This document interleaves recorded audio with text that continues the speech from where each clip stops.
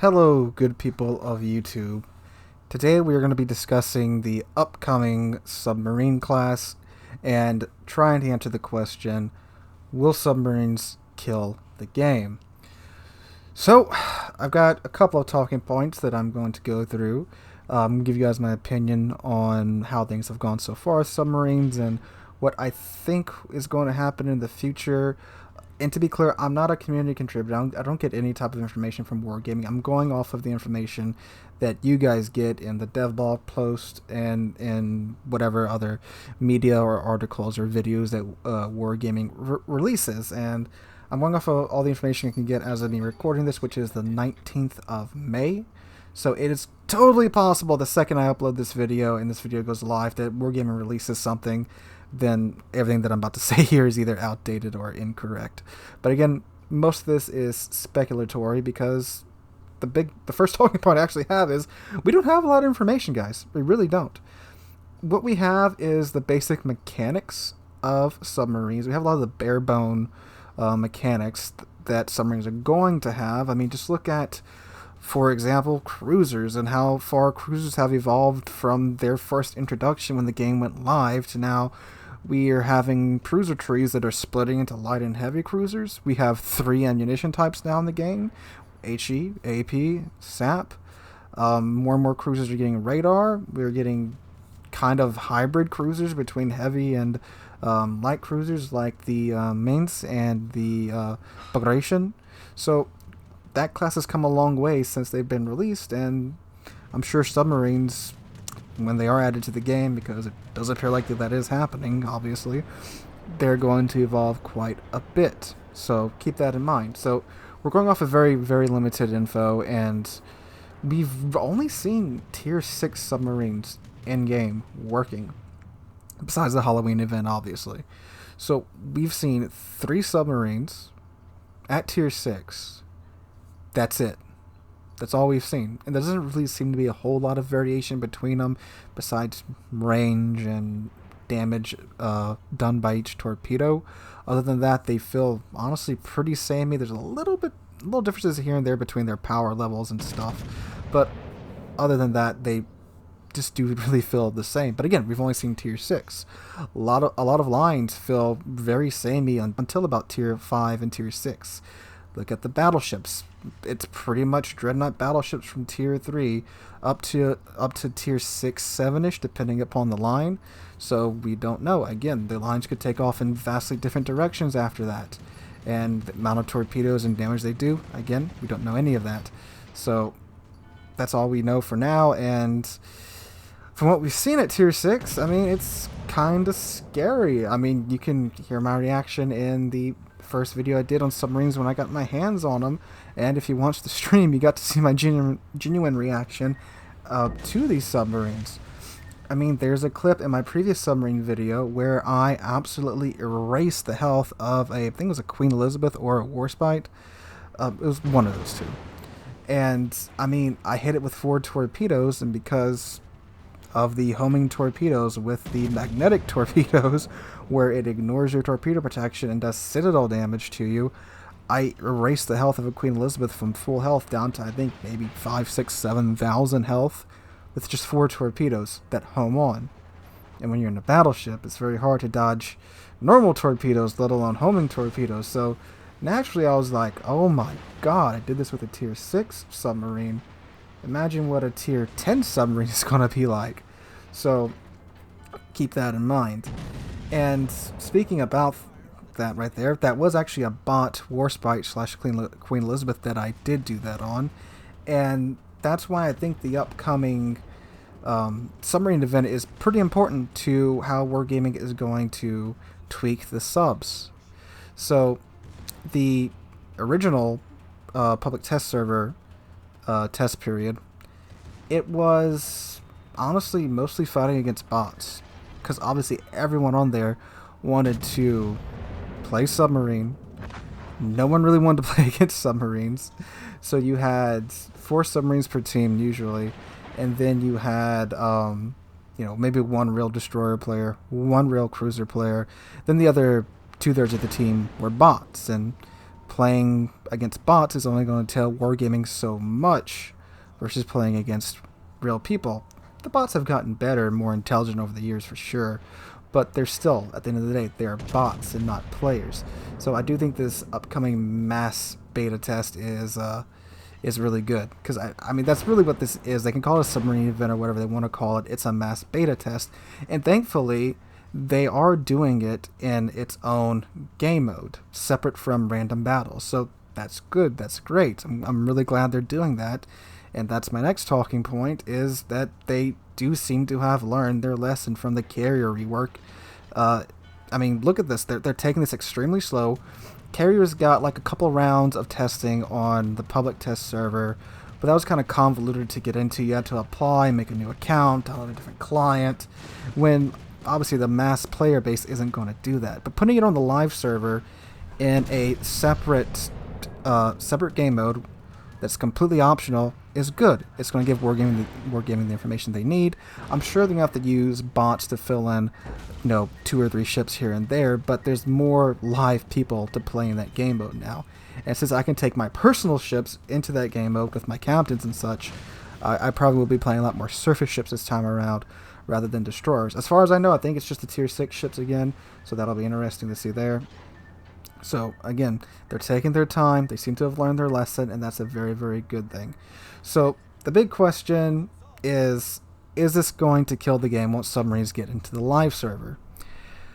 Well, I myself really can't say yes or no, and I don't really think anyone can make an informed decision right now because of the things I just covered. We have very little info. We've only seen tier 6. They're about to go into this mass beta test mode where there will probably be a lot of major changes to the submarines after this, and that wargaming's taking their time and they haven't really given us a lot of information. My big thing is, how are the other classes that aren't destroyers and light cruisers, and again, not even every light cruiser, how are they going to be able to counter submarines? Because in the public test and probably in the submarine event that's happening next Wednesday, it appears only those 2 classes have ASW equipment. Heavy cruisers, battleships, and carriers don't have any ASW equipment. So once that sub goes underneath the surface, there's not a lot they can do about them. They can't touch them once they get beneath 6 meters. So that's a big issue for me. And Wargaming has said that they are going to add in ways for those ships to counter submarines. They haven't said what, though. So that obviously means they don't have anything ready, which means that this whole submarine thing is still a long ways off. And again, like I just said, Wargaming's taking their time with it. So it seems we're still a long way off from this, and maybe we don't need to be panicking so much right now. Maybe we can just calm down a bit and just see how it plays out. Because again, guys, remember, Wargaming is a company. They want to make money. Murdering their game by adding in a class that, as some people are making, and again, I'm just saying what some people are saying is going to happen. I don't think they do that, because they kill the game, they kill their cash flow, they kill their business. I don't think they would let that happen. Just saying from a business perspective. And the CV rework, did it come close to killing the game? Not really. If you go back and look at the statistics, there's a slight drop off, but again, nothing horrendous. I mean, it was bad that there was a slight drop off, obviously, and again, I do think they fumbled the CV rework, but it didn't murder the game, and I don't think Wargaming would want that to happen with the subs. And another thing to consider, guys, if you played on the PT server, there was like 500 people in queue to play subs. The maximum you could get on each team was 4. So that tells you something right there, that there's 500 people in queue. Matchmaking obviously is designed to put together games as fast as possible. So it does appear that the maximum amount of submarines we're going to have on a team is 4. So I don't think that's that bad, because that means once the hype over submarines died down, the population of submarines in game is more than likely just going to be 1 or 2 aside, which I think is a very good thing, because 1, submarines are actually pretty easy to kill when they are detected and you have the proper equipment to deal with them. And of course, if they goof up, they're really easy to kill because they have barely any health. And if you had more than like 4 submarines on a side, that's so much health taken out of the game, and so much less targets to shoot at on the surface. So that wouldn't be that great. So I really do think the population is going to be limited to like 1 or 2, or maybe 3 if there's a lot in queue. Again, after the hype dies down. So I think that's pretty good. I think they got that part down. And another thing is, if they do ever add in this convoys mode, submarines are going to be perfect for that. It's going to add in an asymmetrical game mode, which I think asymmetrical games are fun. They're some of the funnest games that I've played. So having a team that's just wolfpacking and submarines trying to sink these cargo ships, and having a team of surface ships trying to counter them, I think that's going to be tremendous fun if that ever gets added into the game. I know they mentioned that way back, but if the submarines get to the point to where they test them and stuff, and they just decide that we're not going to add them into the live servers, they could obviously fall back on that, and I think that would be fine. Or that could be the next step after we get the submarines out of this testing phase. They could go to their own game mode, and then eventually get added into the game after some more tweaks and stuff are done on them. That would keep them in an optional game mode away from the rest of the game. And of course, the big issue is that Wargaming said that they were never adding submarines. And yeah, they said that, and well, here we are. You could play we'll be able to play submarines next week. And of course, they broke their word, but again, it is a business. Game grows, and there's only so many classes of surface ships you can add, and there's only so many ships you can add into the game.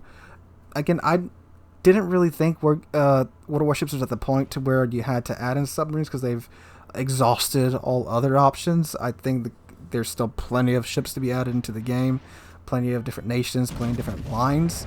So, I do think it's a bit unnecessary right now, but they are doing it. And the final thing I want to close out on is something I touched on a little while ago, and that is we should probably all calm down just a bit. Because, again, most of what I just said is speculatory, because we have so little information to go on. We don't know what the other 3 classes, heavy cruisers, battleships, and aircraft carriers, are going to have to counter submarines. I myself mentioned an ASW plane, along with a whole lot of other people brought that up. I mentioned degaussing to kind of disarm the magnetic torpedoes and make them normal torpedoes. Other people on Reddit, on the forums, other YouTubers have offered up other examples of ASW equipment that could be given to the other classes. And again, Wargaming said that they are going to add in other ways for these classes to counter submarines. So we're just going off of so little information, guys. Jumping the gun and saying, it's going to kill the game when it comes out.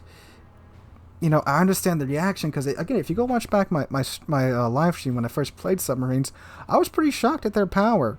And it's very likely that right now, if you remember the CV rework, if you were around for that, when they came out, CVs were Hand of God. They got nerfed into barely useful, and the pendulum just kept swinging from Hand of God to barely useful, back and forth for the first 2 or 3 months of the CV rework. And it's very likely that the submarines are going to go through that phase, and right now we're just at where they're the Hand of God, kind of, because they can absolutely remove a ship from the game with just 1 torpedo salvo, with very little, honestly, very little skill needed to accomplish that. And it's very likely that the next round of testing, they may get nerfed kind of hard.